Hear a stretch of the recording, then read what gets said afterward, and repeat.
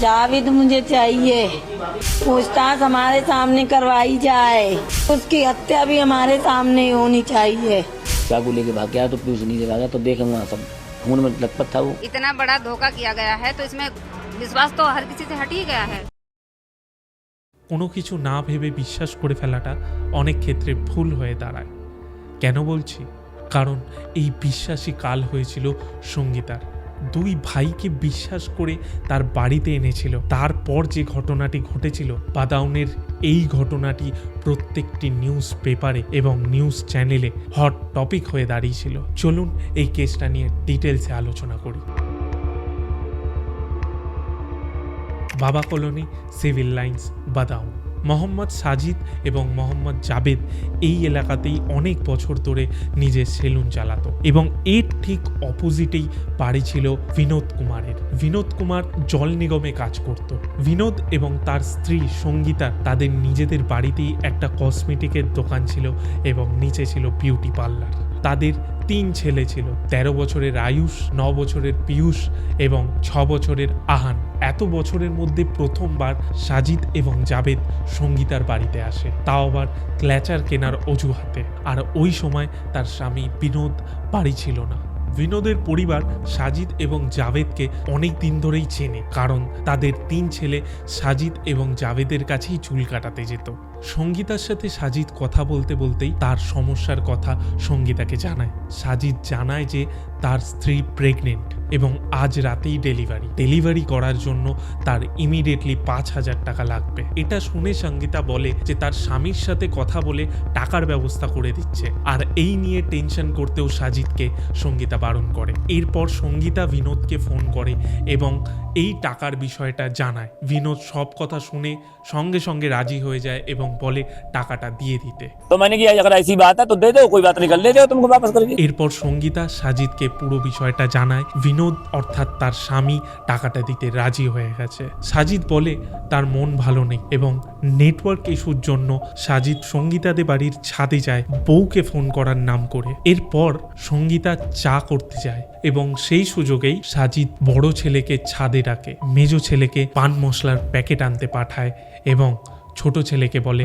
জল নিয়ে আসতে। সাজিদের কথা মতো সঙ্গীতার বড় ছেলে ছাদে যায়, কিন্তু এই সমস্ত কিছুর মাঝখানে কেউ এক ফোঁটাও সন্দেহ করতে পারেনি যে এরপর সাজিদ কী ঘটনা ঘটাতে চলেছে। সাজিদ ছাদে যাওয়ার পরই লাইটটা অফ করে দেয় এবং এক কোণে চুপচাপ বসে থাকে। সাজিদের উদ্দেশ্য বোঝার আগেই আয়ুষ ছাদে যায় আর তারপরই ঘটে সেই ঘটনা। ফরেন্সিক রিপোর্ট বলছে আয়ুষকে সাজিদ ছুরি দিয়ে 14 বার কুপিয়ে খুন করে, আর ছাদের দরজা বন্ধ ছিল বলে কোনো আওয়াজই নিচ অব্দি যায়নি। এরপর 6 বছরের আহান ছাদে যায় এবং ছাদে গিয়ে দেখে নৃশংসভাবে পড়ে রয়েছে তার দাদার দেহ। সে কিছু বোঝার আগেই তার ওপর হামলা করে সাজিদ এবং তাকেও খুন করে। ঠিক তারপর পীযূষ মশলার প্যাকেট কিনে ফিরে আসে এবং সে একটি আওয়াজ পায়। সেই আওয়াজটা ছিল কাচের গ্লাস ভাঙার এবং তার ভাই আহানের চেল্লানো। এই আওয়াজ শুনেই পীযূষ ছাদে দৌড়ে যায়। সে দেখে তার 2 ভাই রক্তাক্ত অবস্থায় ছাদে পড়ে রয়েছে। সাজিদ তার 2 ভাইকে খুন করে ফেলেছে। এবার ছিল পীযূষের পালা।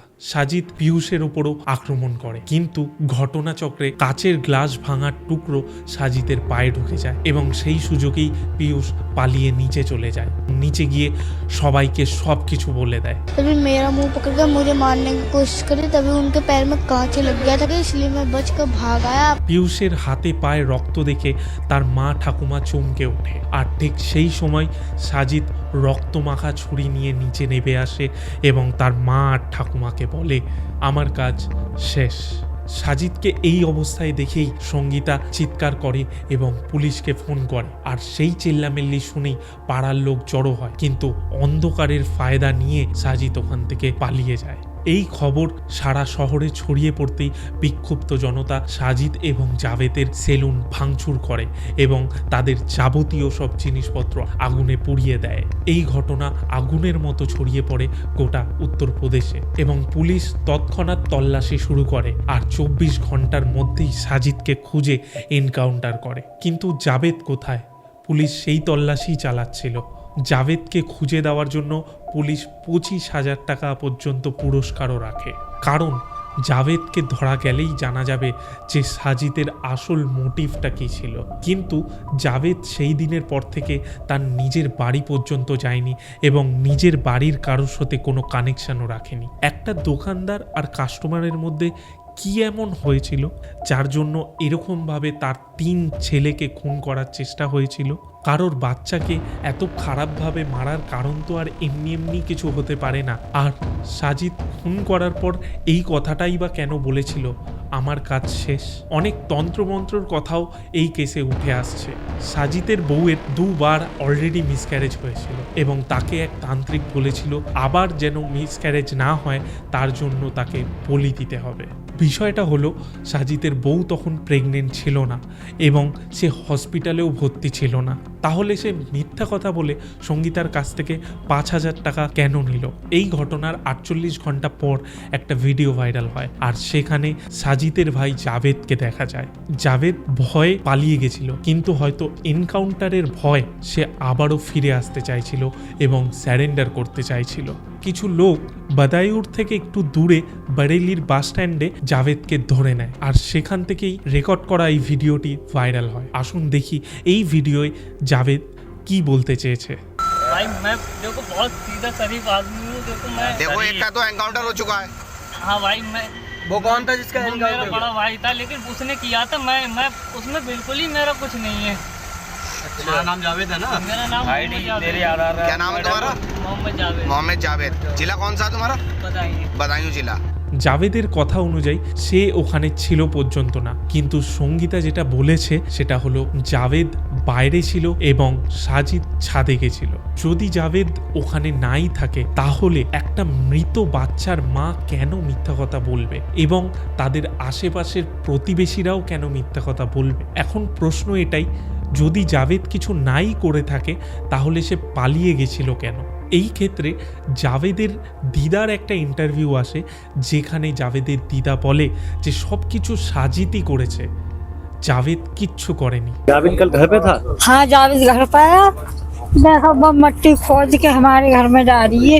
जितने काम है साजिद के हैं, जावेद तो कतई बेकसूर है। এটা কি তাহলে একজন যেহেতু এনকাউন্টারে মারা গেছে আর অন্যদিকে আর এক ছেলে যেহেতু বেঁচে আছে তাকে বাঁচানোর চেষ্টা, সব দোষ কি সাজিদের ঘাড়ে ফেলে দেওয়ার চেষ্টা?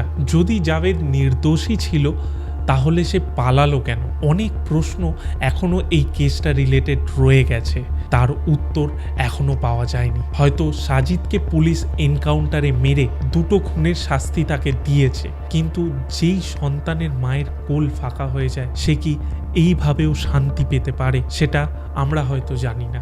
এই কেসটা সমাজের ওপর অনেক প্রশ্ন তুলে দেয়। মানুষের কি সব সময় সবার ওপর বিশ্বাস করা উচিত? আপনারা কমেন্টে জানান এই কেসটা আপনাদের কেমন লাগলো আর সাবস্ক্রাইব করতে ভুলবেন না।